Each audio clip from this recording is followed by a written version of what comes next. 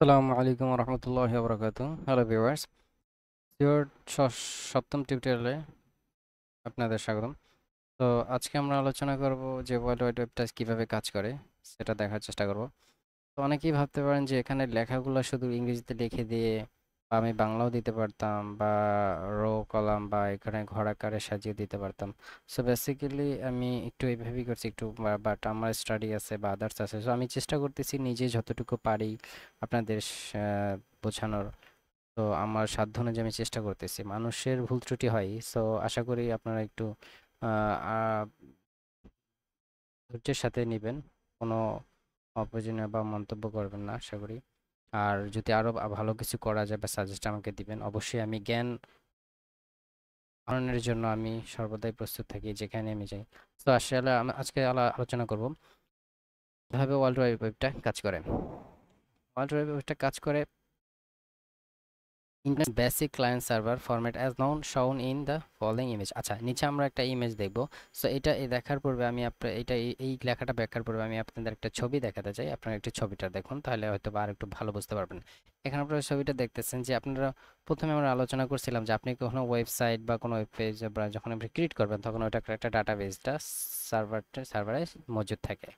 তো যখন আপনার এই সার্ভার ডাটাবেসটা মজুদ থাকে তখন ওইটা আপনার কি করা হয়, ওয়েব সার্ভারে দেওয়া হয়। ওয়েব সার্ভারে দেওয়ার পরে ওয়েব সার্ভার থেকে সেটা আপনার কি করা হয়, আপনার ইন্টারনেটে প্রকাশ করা হয়। সো আবার বলতেছি, আপনি যখন কোনো ডাটাবেস ক্রিয়েট করবেন, অবশ্যই কোনো একটা ওয়েব পেজ ক্রিয়েট করবেন ডাটাবেস আকারে, সেটা যে কোনো ল্যাঙ্গুয়েজ হোক, দেন আপনার সেটা একটা ওয়েব সার্ভারে থাকবে।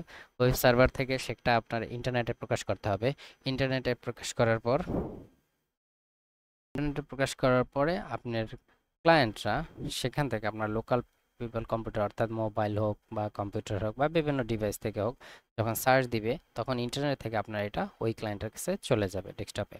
সো আপনার সেই আমরা বলছিলাম যে কিভাবে যায়, সো সেটা আমরা কিন্তু আলোচনা করছি যে আপনার টাইটেলগুলা বা আপনার যে ইউআরএলগুলো বা বিভিন্ন যে লেখার যে সিস্টেমটা, এটা খুবই একটা ইম্পর্টেন্ট বিষয়। So HTTP request. সো আপনি যখন এটাকে সার্চ দেবেন তখন এইচটিটিপি রিকোয়েস্ট করবে। এইচটিটিপি যখন রিকোয়েস্ট করবে তখন এইচটিএমএল সেই রিকোয়েস্টের একটা রেসপন্স করবে পিসি থেকে। আবার ল্যাপটপ থেকে যখন একই প্রসেসিংয়ে যখন আপনাকে রিকোয়েস্ট করবে তখন এইচটিএমএল রেসপন্স সেই রেসপন্সটা করবে। ওকে, তো আশা করি বুঝতে পারছেন। এখন আমরা এখানে একটু লেখাটা দেখি, তাহলে বুঝতে পারবো। এই web server is a software, একটা ওয়েব সার্ভার হচ্ছে একটা software programs which serves the web pages, যেটি ওয়েব পেজেসকে সার্ভিস দিয়ে থাকে, রিকোয়েস্ট করে থাকে বাই ওয়েব ইউজার্স, যে ওয়েব ইউজ করে থাকে, ওয়েব থেকে ইউজিং এ ব্রাউজার। অর্থাৎ আপনি যখন কোনো একটা লেখা সার্চ দিবেন অবশ্যই আপনাকে কোনো একটা ব্রাউজারে যেতে হবে, সেটা হোক গুগল ক্রোম, সেটা হোক মজিলা ফায়ারফক্স, হ্যাঁ সেটা হোক এক্সেট্রা এক্সেট্রা। সো সেখানে যাওয়ার পর আপনাকে সার্চ দেওয়ার পর সেই সার্চ অনুযায়ী আপনার একটু আগে যে চিত্রটা দেখলাম সেই অনুযায়ী কাজ করবে। The computer of a user who request documents from a server, আপনার যে সার্ভার থেকে আপনার যে একটা ডকুমেন্টস রিকোয়েস্ট করছে is known as a client, অর্থাৎ তাকে একটা ক্লায়েন্ট বলা হয়। ব্রাউজার কি করবে, which is installed on the users computer, অর্থাৎ যেখান থেকে কম্পিউটার আপনার যে রিকোয়েস্ট করা হবে সেটাকে কি করা হবে, ইনস্টল করা হবে। অ্যালাউস ইউজার্স টু ভিউ, অর্থাৎ অনুমোদন দেওয়া হবে সেই ইউজারকে to view the retrieval documents, অর্থাৎ যে ডকুমেন্টসটা আছে সেটা দেখার জন্য তাকে কি করা দেবে, অনুমোদন দেওয়া হবে।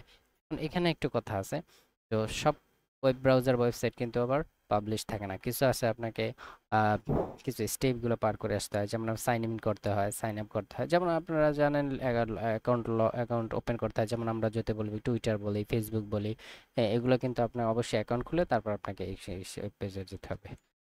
ওকে, তো পরবর্তীতে আমরা যদি দেখি যে সার্চ ইঞ্জিন এবং পোর্টালটার ভিতরে পার্থক্য কি। সার্চ ইঞ্জিন হচ্ছে একটা প্রোগ্রাম যেটি আসলে ডিজাইন করা হয়, designed two enable the users two browse information or content or on world wide web, অর্থাৎ এই ওয়ার্ল্ড ওয়াইড ওয়েবের ভিতরে যে ইনফরমেশনগুলো আছে ব্রাউজারে সেগুলো সাজানো হয়। এটা হচ্ছে সার্চ ইঞ্জিন। আবার বলতেছি, সার্চ ইঞ্জিনটা হচ্ছে একটা প্রোগ্রাম যেখানে আপনার কি করা হয়, ডিজাইন টু এনাবল, অর্থাৎ ডিজাইন করতে সাহায্য করে বা ডিজাইন করা যায়, সার্চ ইঞ্জিনটাকে ডিজাইন করা যায়, বিভিন্ন ডিজাইন করা যায়। আমরা এক কথায় বলতে পারি ওয়েব পেজ যেভাবে আমরা ক্রিয়েট করে থাকি বিভিন্ন ল্যাঙ্গুয়েজের মাধ্যমে, বিভিন্ন সফটওয়্যার ইসের মাধ্যমে, হলো আমাদের সার্চ ইঞ্জিন। এবার আসি পোর্টাল। পোর্টালটা কি, পোর্টাল হলো, portal is a private location on the internet, তাহলে আপনারা এই লেখাটাতে বুঝতেছেন এটা একটা ব্যক্তিগত একটা প্রাইভেট লোকেশন স্থান ইন্টারনেটে which acts as a point of access, যেটা আপনাকে অ্যাক্সেস করার জন্য একটা কেন্দ্রবিন্দু বলা যায়, to the information available on the world wide web. অর্থাৎ ওই ওয়ার্ল্ড ওয়াইড ওয়েবে একটা যে তথ্য আছে সেই তথ্যটার প্রবেশ করার জন্য যে একটা পয়েন্ট বিন থাকে সেটা। আচ্ছা, তাহলে এই পোর্টাল ইজ অ্যাক্সেস তো ইউনিক ইউআরএল।